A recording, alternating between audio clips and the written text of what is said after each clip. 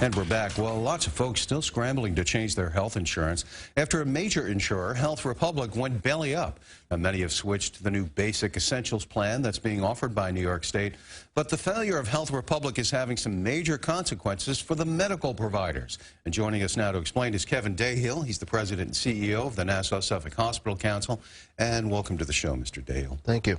So the question is, are medical providers, doctors, and hospitals getting stiffed on what Health Republic owes them? Well, we hope not, and we're going to try to make sure that that doesn't happen, but there are a lot of outstanding claims at the hospitals. How much does Health Republic owe the medical providers?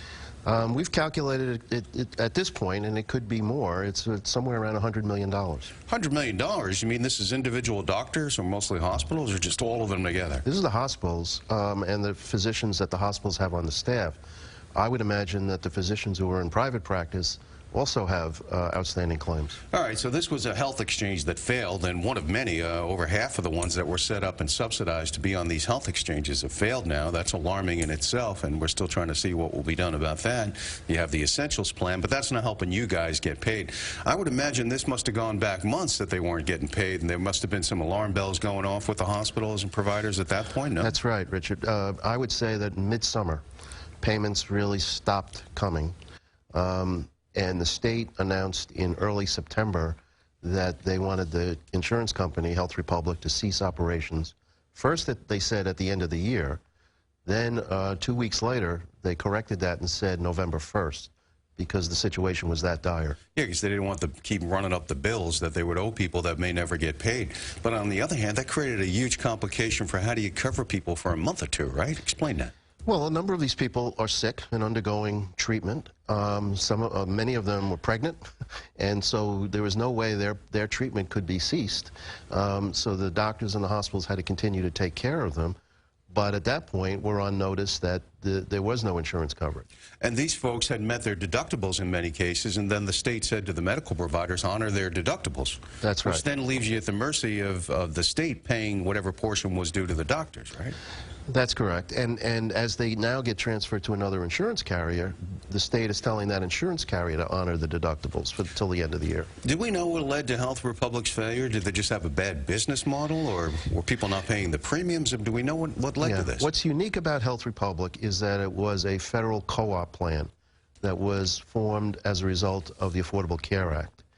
And there were 23 of them put together around the country after the Affordable Care Act was passed, and 13 of them have now failed. Well, so what does that say about this program? Because, you know, this has been a controversial program. People who don't like it call it Obamacare, and it's evolved through the years. And this was supposed to be one of the ways that medical providers and people who couldn't really afford insurance could come together. There'd be lots of patients for the insurance companies, for the medical providers, and everybody be happy.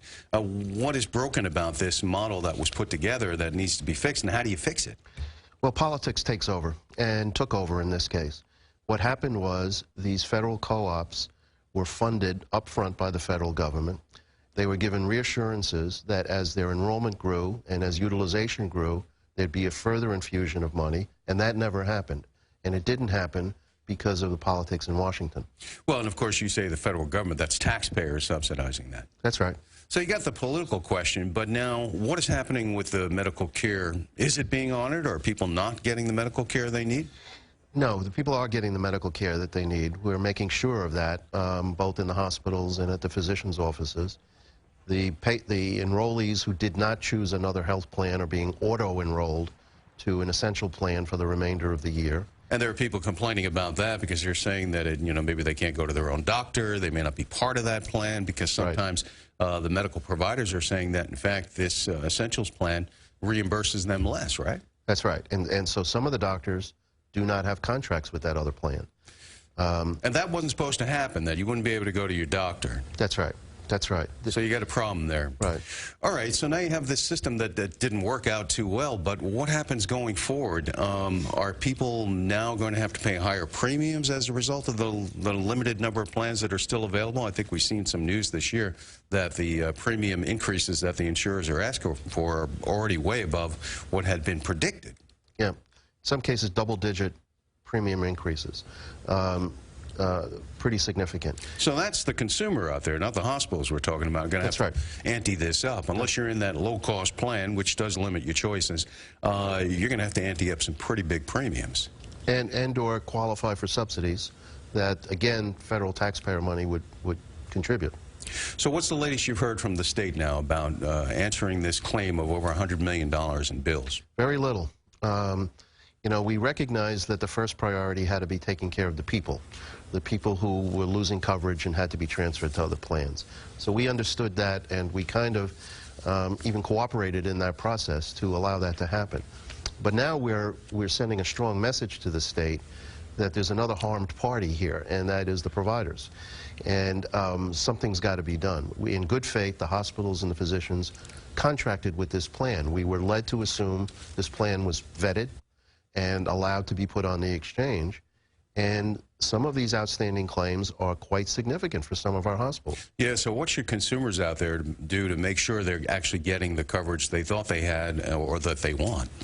They've got to be very careful when they go to shop on this exchange that the plan that looks attractive from a dollars and cents point of view contains the network that they need for them and their family, that their doctors and their hospitals are in it. Well, that is on us, too. So we'll be following this saga to see what happens with the medical providers and also what choices are going to be available to the consumers. Kevin Dahill, President and CEO of the Nassau-Suffolk Hospital Council, thanks for coming in and explaining this. It hasn't gotten a lot of coverage, but it is definitely a newsworthy story that we'll be following.